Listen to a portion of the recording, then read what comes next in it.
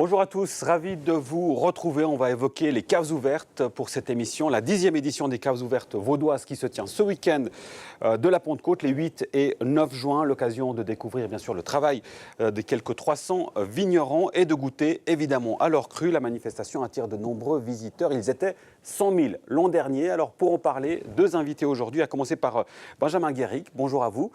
Directeur de l'Office des vins vaudois qui organise avec l'Office du tourisme et les vignerons cet événement. Et à vos côtés, Jean-Daniel Heiniger, bonjour. Bonjour. Président fraîchement élu des vins de Nyon. Et vous êtes au domaine de la Rocorbe au Petit Aisin. Messieurs, merci pour votre présence. On va commencer avec vous, Jean-Daniel Heiniger. Qu'est-ce que représente pour le vigneron que vous êtes ces caves ouvertes ? Un moment unique de présenter au public, aux gens de la région, de plus loin, de Suisse allemande, mais aussi pour la région de Nyon, beaucoup d'étrangers. Beaucoup de touristes de passage ou bien d'expatriés. C'est quand même une grosse partie des gens qui viennent nous trouver. Donc on va beaucoup parler anglais ? Alors, on parle pas mal anglais, allemand. Ouais, quand même. Mais heureusement, la plupart de mes collègues se débrouillent, ou disons, ils arrivent à se débrouiller. Et on se comprend. On se comprend. Oui. Tout à fait, autour d'un verre de vin, on se comprend. Toujours, forcément. Voilà. Benjamin Guéric, 10e édition, je l'ai dit, on sent que, autant d'ailleurs dans le canton de Vaud qu'en Valais ou à Neuchâtel ou à Genève, la sauce prend, si j'ose dire. Il y a un vrai succès, édition après édition. Bien sûr, les caves ouvertes, c'est une véritable ode au terroir. C'est la fête en fait du canton. C'est les vignerons qui sont mis en avant, mais aussi les produits du terroir, les milieux touristiques également. Tout le monde en profite et c'est vraiment une vitrine magnifique pour notre canton. Jean-Daniel Heiniger, on imagine le but n'est pas commercial dans un premier temps. Est-ce qu'il y a des retombées quand même qu'on peut calculer ? Forcément, il y a des retombées. Je veux dire, déjà, faut toujours remettre l'ouvrage sur le métier. Je veux dire, rien n'est acquis dans aucun métier et dans le nôtre encore moins. Ça permet quand même d'avoir une super vitrine. Pendant 2 jours, on peut montrer à des gens. Ça permet aux gens, avec le passeport, d'avoir accès pendant 2 jours à des milliers de vins. C'est-à-dire qui veut déguster et cracher pour aller plus longtemps, il peut le faire, même si ce n'est pas forcément ce qu'on préfère, mais c'est tout à fait possible. Et ça permet aux gens en fait, d'avoir accès à une palette de vins absolument incroyable. C'est clair que notre région viticole, le canton de Vaud en particulier, on a cette particularité d'avoir énormément de cépages. Si vous allez dans des régions toutes proches, si vous allez dans le Beaujolais, ils ont du Gamay, du Chardonnay. Rien que dans l'appellation Nyon, si vous venez à la place du château à Nyon, vous pourrez déguster, je pense, 15 ou 20 cépages différents. Et alors qu'il y a peut-être 20 ans en arrière, 30 ans en arrière, on avait 2-3 cépages. Ouais, voilà, 2-3 cépages. Du Chasselas, un peu de Chardonnay, du Pinot, du Gamay. Qu'est-ce qui explique cette profusion de cépages ? Eh bien, déjà, notre réglementation de l'AOC, si on veut, elle n'est pas très, très restrictive au niveau des cépages, contrairement à d'autres régions. Elle a un nombre de cépages assez vaste. Et puis après, les idées, l'ingéniosité de nos vignerons, des viticulteurs. Et puis, c'est vrai que notre clientèle, les Suisses, sont des amateurs de vin. Alors, on aimerait bien qu'ils boivent plus de vin suisse. Oui, ils boivent beaucoup de vin étranger. Voilà, on est d'accord. La surface en Suisse, elle est limitée à 15 000 hectares. Il n'y a pas non plus des possibilités d'augmenter de façon spectaculaire. Mais de tout temps, les Suisses ont déjà, de par le fait qu'on ait 4 langues, des cultures différentes, on n'a pas tout à fait les mêmes goûts en Suisse romande, en Suisse allemande, au Tessin. Et puis, c'est l'adaptation des viticulteurs helvétiques qui ont fait qu'ils se sont appropriés des cépages de leurs voisins, finalement, des pays voisins. Et ça fonctionne plutôt bien, d'ailleurs, dans des tas de concours internationaux. Souvent, les vins suisses arrivent, malgré la petitesse quand même du territoire, arrivent brillamment à faire des choses magnifiques. Et parmi eux, des vins de la côte, justement, qui remportent régulièrement des médailles d'or. Benjamin Guéric. Je profite pour rebondir. On parle de concours. Justement, au concours mondial de Bruxelles, c'est un vin de la côte qui a été primé, qui a eu la médaille Grand Or. C'est Jean-Daniel Couetteau à Yan. Donc nous, on s'en réjouit. C'est vraiment une région magnifique qui travaille extrêmement bien. Et bien sûr, c'est une belle vitrine. Sur ce passage de quelques cépages à plusieurs dizaines de cépages, Benjamin Guéric, on l'imagine aussi dû aux consommateurs qui sont plus exigeants, qui demandent plus de nouveautés, toujours plus d'innovation. Ça a forcément un impact aussi sur la production. Donc, comme le rappelait M. Heiniger, on est très innovatif dans le canton de Vaud. On a d'ailleurs des stations de recherche, une école de Changin. C'est cette dernière qui travaille sur l'élaboration de différents cépages. Mais notre spécialité dans le canton de Vaud, je le rappelle quand même, c'est le chasselas avec 60% de la production. C'est un vin de terroir, c'est un vin qu'on aime faire découvrir à nos visiteurs et c'est vraiment notre spécialité. Jean-Daniel Henniger, ça vous fait pas mal, en tant que défenseur du terroir, de voir certaines habitudes. On va mettre des glaçons dans du vin, par exemple, des choses qui... Voilà, on nous dit que c'est la demande des consommateurs, mais de votre point de vue, ça doit être un peu difficile quand même. Bon, moi, honnêtement, le rosé piscine, dans le coin, j'en ai pas vu beaucoup. Hein. On en entend parler, on voit ça aux États-Unis ou peut-être dans le sud de la France. Après, moi, ça m'est jamais arrivé, hein, mais... Et Voilà, s'il y a quelqu'un qui vous demande ça ce week-end, par exemple? Je veux dire, il le fait tout seul. Moi, j'aurais pas de glaçon à lui mettre dans son Voilà. verre et puis je trouverais ça vraiment dommage, quoi. Je veux dire, mais après, ouais, c'est une tendance, c'est une mode, mais moi, je pense pas que chez nous, ça a un impact. Par contre, alors la production et la vente de rosé de la région, la côte, vaudois ou suisse en général, ça, c'est clair qu'on a vu la tendance. C'est une tendance qui est... Moi, j'ai pas un collègue qui ne fait pas de rosé. Enfin, en tout cas... c'est plus possible. Hein. Je veux dire, c'est quand même quelque chose. C'est incontournable, le rosé. Oui. C'est incontournable. Et puis, au début, on disait, ouais, c'est que pour les jeunes et tout. Et en fait, pas forcément. C'est vraiment un vin qui correspond à tous les âges. Hein. C'est une demande qui est vraiment là. Et on a la chance d'avoir des cépages qui se prêtent merveilleusement bien à faire du rosé. Hein. Que ça soit le gamay, qui va être très fruité, friand. Le pinot noir, peut-être un peu plus rond. Mais voilà, ou bien après, on a aussi ces nouveaux cépages qui arrivent. Hein, le Gamaret, qui est une fierté quand même, c'est un produit de la recherche de Changin. Hein. Le Gamaret, le Guérin noir, maintenant il y en a des nouveaux hein, pour répondre à tous ces débats sur les produits de synthèse ou pas, etc. On a le Divico, on aura le Divona, mais aussi il faut que ces cépages ils s'intègrent et puis qu'on puisse les vendre et les faire connaître aux consommateurs. Alors. Justement, sur ces consommateurs et ces clients, il y a deux cibles qu'a cité Jean-Daniel Henniger, Benjamin Guéric. J'aimerais vous faire réagir sur ces deux cibles. Il y a les alémaniques qu'il a cités et les jeunes. Est-ce qu'on peut dire que c'est ces deux cibles prioritaires aujourd'hui? Tout à fait. Alors nous, c'est ce qu'on vise à l'Office des vins vaudois. D'ailleurs, on a une bonne nouvelle. Pas plus tard que hier, on m'a appelé. Il y a la SRF qui va venir couvrir l'événement dimanche. Chaîne alémanique. La chaîne alémanique. Bon signal, du coup, effectivement, pour exactement, les vins vaudois. Donc la mission est accomplie. Ils viennent sur la côte ou ils vont en Lavaux? Ils vont au Lavaux cette fois. Voilà. Mais la prochaine fois, on les fera venir sur la côte. Parce que ça aussi, c'est un élément. Les alémaniques, quand ils pensent au vin en Suisse romande, ils vont plutôt du côté de Lavaux. Qu'est-ce qui manque peut-être ici sur la côte pour les faire venir aussi? Là, je pense qu'il y a une tendance qui se dessine là aussi.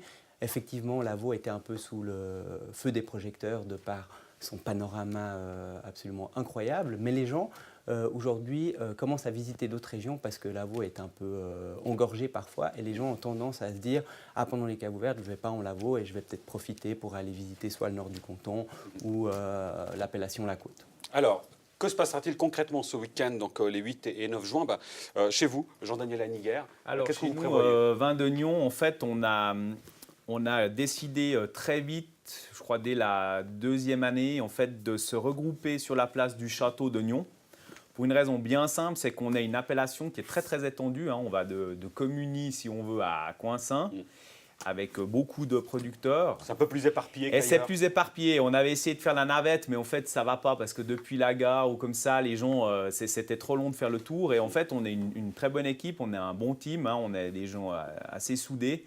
Et on s'est dit que c'était très bien d'aller au château de Nyon, d'abord parce qu'on a notre caveau des vignerons à Nyon, sous le château. D'ailleurs, j'invite tous les gens de la région à aller le découvrir. Maintenant, on a un accès direct depuis la place du château, depuis peu. Avant, il fallait descendre. Depuis le musée, c'était un petit peu embêtant. Maintenant, on a l'ancien accès et on voit déjà la différence. Et puis, on a ce panorama absolument unique. Hein. Vous arrivez à la place du château, après, vous avez la terrasse vue sur le lac. C'est un truc absolument génial. Donc, il y aura une cantine où il y aura 6 vignerons qui seront présents. Et s'ils sont répondus à l'appel, ça ne veut pas dire que les autres ne font pas forcément cave ouverte. Et il y en a même qui font les deux. Ils sont sur la place du château à Nyon et ils font chez eux au domaine. C'est un choix complètement libre. Et puis, ce qui est pratique à Nyon, c'est qu'il y a les transports publics. Hein. Vous arrivez avec le train directement, vous avez les bus, vous avez des parkings à disposition, vous avez le marché. Donc, les gens peuvent venir à pied, déguster. On a un château gonflable pour les enfants, de la restauration sur place, des tables, etc. Boire et à manger, comme on À dit. boire et à manger. Et puis là, c'est vraiment génial parce qu'en fait, la personne qui vient sur la place du Château Agnon, eh ben, elle prend son verre ou elle l'a déjà acheté avant. Et puis eh ben, là, 6 vignerons à disposition dans un espace réduit. Elle peut goûter plus de 80 vins sans problème. C'est Alors, ça que je trouve oui. aussi fantastique. C'est un élan de la part des vignerons qui se mettent ensemble. Donc, ce n'est pas chacun pour soi. Ils se mettent ensemble de façon coordonnée dans un endroit pour proposer leur production et présenter leur vin. Et on en a fini de ces... Il n'y a pas de concurrence, en fait. Donc, c'est ça que... Il y a une solidarité. Il y a une solidarité entre les vignerons. C'est ça que je trouve fantastique pendant cette opération. Et je disais, il y a quelques 300 vignerons qui participent à cette manifestation, Benjamin Guéry. En termes d'organisation, ça représente quand même un sacré morceau pour vous, pour les vignerons, pour l'Office du tourisme vaudois aussi. Alors pour l'Office des vins vaudois, pour nous, c'est un projet un peu, moi je dis que c'est un projet quasiment perpétuel. Il commence et se termine jamais vraiment. En termes de ressources et de budget, c'est le projet le plus important pour l'OVV. Donc c'est une grosse organisation parce qu'il faut coordonner ces 300 vignerons. Ils ne sont pas toujours simples, mais on arrive maintenant aujourd'hui à extrêmement bien travailler avec eux. On a une très bonne relation. On les appelle, ils sont disponibles, ils sont flexibles, ils sont prêts à nous arranger, à nous donner un coup de main.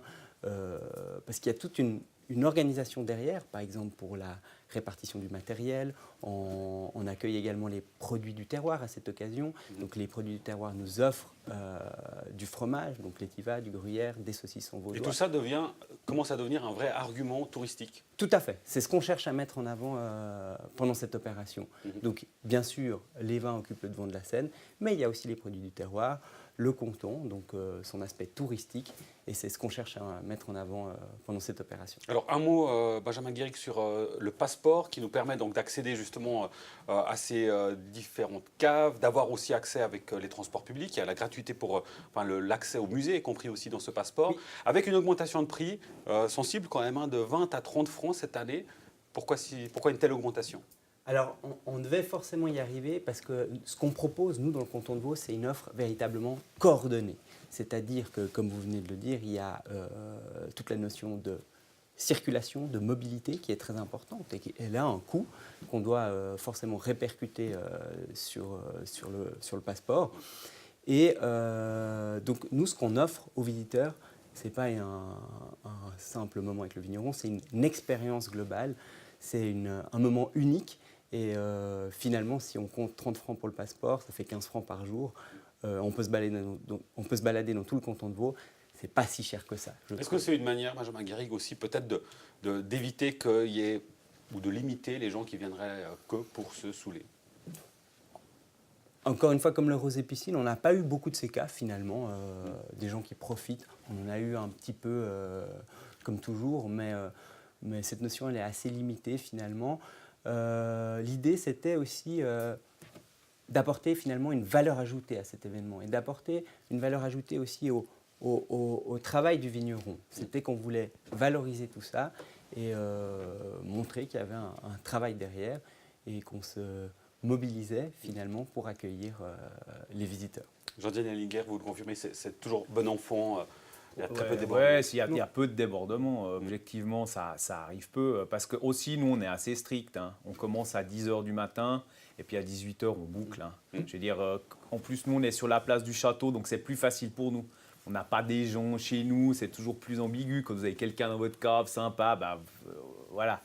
Là, pour nous, c'est plus facile.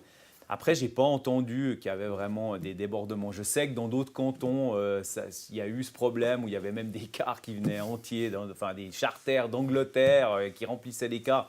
Nous, on n'a encore jamais vu ça jusqu'à présent. Et puis, je ne pense pas que ça aura lieu parce que maintenant, il y en a dans chaque canton. C'est devenu un peu plus pérenne. Les gens s'en souviennent. Donc, non, je n'ai pas vu des débordements immenses, honnêtement. Non. Alors ce week-end, donc 8 et 9 juin pour ces caves ouvertes vaudoises, qui arrivent après les caves ouvertes de Châteauloise, Genevoise et Valaisanne, qui avaient lieu la semaine dernière. Est-ce que ça n'aurait pas été mieux de le faire avant les autres ? C'est une bonne question, mais nous, en fait, on occupe traditionnellement le week-end de la Pentecôte. Voilà. Donc c'est comme ça qu'on s'organise, et puis il y a une répartition naturelle entre les différents cantons avec qui on travaille en harmonie. Et encore une fois, comme je le disais tout à l'heure avec les vignerons, le but, c'est pas de se battre contre les autres régions, c'est plutôt de travailler ensemble et de parler au final vin suisse. Alors justement, vin suisse, j'aimerais revenir sur les propos que vous avez tenus, Jean-Daniel Henniger, sur finalement la proportion des Suisses à boire plus de vin étranger que de vin suisse. Déjà pour des questions économiques, parce qu'il ne faut pas se le cacher, les vins étrangers sont quand même sensiblement moins chers que les vins suisses, quoique Ça dépend lesquels, lesquels. ouais. En fait, si vous voulez, on a les vins haut de gamme, les meilleurs marchés du monde. Hmm. Parce que dans le canton de Vaud ou dans C'est un la bon région argument, que je ça. connais... Non, mais si vous regardez chez nous, vous avez peu de bouteilles en dessus de 30 francs. Mm. Mais vous passez la frontière, en Bourgogne, alors après, ils ont une autre réputation. Mais si vous voulez, en termes de travail, de coût, on a quand même, je pense, les salaires les plus élevés au monde. Hein. Hier, j'étais à la Food Tech Innovation, invité par le canton de Vaud. Il y avait M. Broulis qui disait que les coûts salariaux de la recherche en Suisse étaient entre 4 et 7 fois supérieurs à la moyenne européenne. D'accord. Donc nous, les salariés agricoles, c'est à peu près la même chose. Donc je veux dire, à bout d'un moment, quand vous produisez une bouteille, si vous êtes planté à peu près à la même densité de pieds de vigne, vous avez la même orientation. Après, les coûts, c'est les charges en personnel, c'est les infrastructures. Et puis en Suisse, ma foi, ça coûte plus cher. Mais si vous comparez, moi j'ai eu la chance d'aller 3 fois en Nouvelle-Zélande. En 20 ans, je vous défie de trouver un vin néo-zélandais en dessous de 20 ou 25 $ néo-zélandais la bouteille. Ouais. Et puis il y a 20 ans, c'était bien en dessous de ça. Eux, ils ont cette particularité de devoir tout exporter. Hein. Alors on nous dira, vous avez qu'à exporter. Mais eux, ils n'ont pas le choix du tout. Hein. Ils sont 3 millions de consommateurs, ils ont l'Asie devant eux. Donc les notions de prix ne sont pas les mêmes. Aussi, nous, notre problème, qui est un problème sympa, c'est que souvent, tous nos clients, on les connaît. Et puis, quand vous allez en Bourgogne, si vous vendez des bouteilles à 150 €, vous les vendez à un Américain, un Chinois, ils s'en fichent. Quand vous avez un copain, puis vous lui dites, ma bouteille de Shasta, elle est 100 balles, la réaction n'est pas tout à fait la même. On l'imagine, cette proximité, évidemment. C'est quand même une proximité, c'est une chance, on doit la conquérir. Mais encore une fois, pour moi, on a les vins haut de gamme, les meilleurs marchés du monde. Il y a pas... Moi, je voyage beaucoup, j'accueille beaucoup de gens chez moi, l'étranger, ils sont surpris par la qualité, ça c'est indéniable. La diversité et le rapport qualité-prix. Alors justement, Benjamin Guéric, la qualité, parce qu'il y a quand même cette image tenace encore des vins, notamment vaudois, où on se dit, ouais, la qualité, mais en fait, il y a eu un vrai bond en termes de qualité, assez impressionnant. Alors justement, je rebondis sur les propos de M. Henniger. C'est vrai que les vins étrangers ont arraché des parts de marché aux vins suisses, surtout dans les linéaires de grande distribution. Mais en termes de qualité, on a fait un bond exceptionnel et c'est là qu'on a vraiment une carte à jouer car je sens et je suis certain qu'il y a une tendance qui se dessine. Les gens veulent savoir d'où vient leur produit, comment il a été cultivé, comment il a été élaboré. Ils veulent peut-être connaître la personne également. Et donc c'est un véritable retour aux sources. Donc les gens vont se diriger vers le vigneron pour acheter ces vins. Cette notion de proximité, connaître le producteur, justement, c'est l'occasion rêvée ce week-end 8 et 9 juin. Caves ouvertes, 300 vignerons du canton qui ouvrent leurs portes, qui vous ouvrent leurs portes. Vous avez encore jusqu'à vendredi pour pouvoir commander votre passeport sur myvo.ch, myvo.ch. D'ailleurs, vous avez toutes les informations sur ces caves ouvertes. Qu'est-ce qu'on peut vous souhaiter, messieurs, pour ce week-end? Du beau temps, forcément. Oui. Mais je crois qu'il est au rendez-vous. Il est au rendez-vous et de la bonne humeur. Tout s'annonce bien, l'occasion aussi de se faire de copains. Allez, que des bonnes raisons pour y aller. Merci beaucoup, messieurs, Benjamin Guéric et Jean-Daniel Henniger, d'avoir été présents durant cette émission. Nous, on se retrouve la semaine prochaine pour une nouvelle émission. D'ici là, portez-vous bien. À très vite sur NRTV. Merci beaucoup, messieurs.